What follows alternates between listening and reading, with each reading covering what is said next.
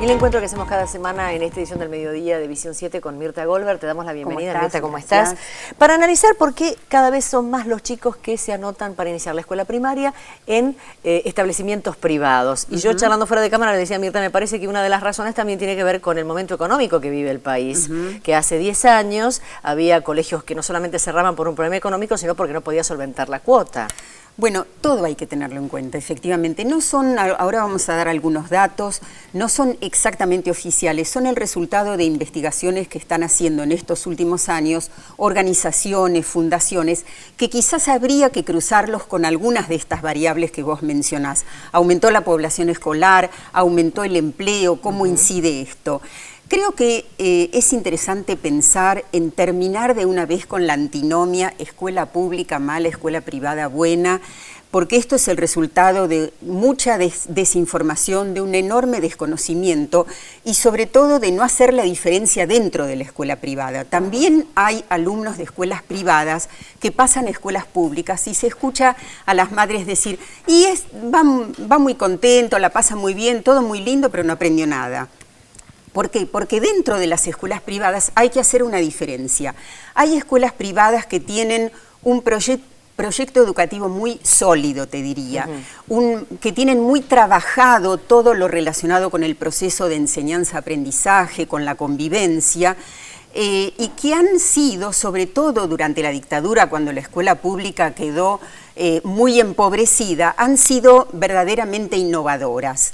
Y hay escuelas privadas que son muy superficiales, muy improvisadas, que cuidan mucho al cliente, que cuidan al negocio. Hemos comentado hace unos días lo que pasó en el Jardín de Infantes El Abuelito, todos recordarán. Entonces, me parece que esta antinomia no nos conduce a nada y resulta realmente muy empobrecedora a la hora de analizar todos estos fenómenos. Cifras, podemos dar cifras. Provincia de Buenos Aires y Capital es donde más se produce este pasaje, en todo caso, escuelas privadas, porque hay una mayor oferta. En concreto, hay algunas organizaciones que investigaron y alrededor de 100.000 alumnos entre el 2002 y el 2007 aumentó la matrícula en las escuelas privadas. A nivel global, alrededor del 11%.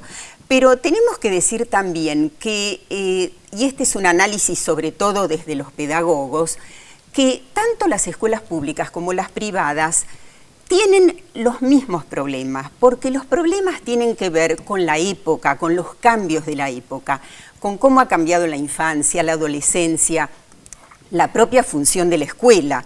De modo que todo esto hay que tenerlo en cuenta y también pensar que esta es una época en la que muchos padres jóvenes han estudiado en escuelas públicas, optan para sus hijos en las escuelas privadas.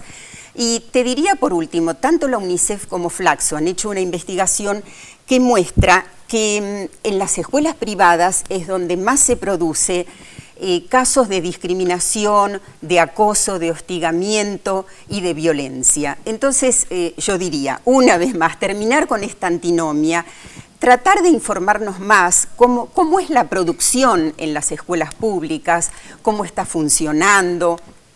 Muchas veces a los fines de la organización familiar se necesita la escuela que sea más cercana, pero en definitiva, si tomamos en cuenta el sistema educativo, hay que terminar con este tironeo y apuntar a seguir mejorando el sistema educativo que incluye la pública y la privada, mejorando en definitiva la oferta. Para todos. Muchísimas gracias.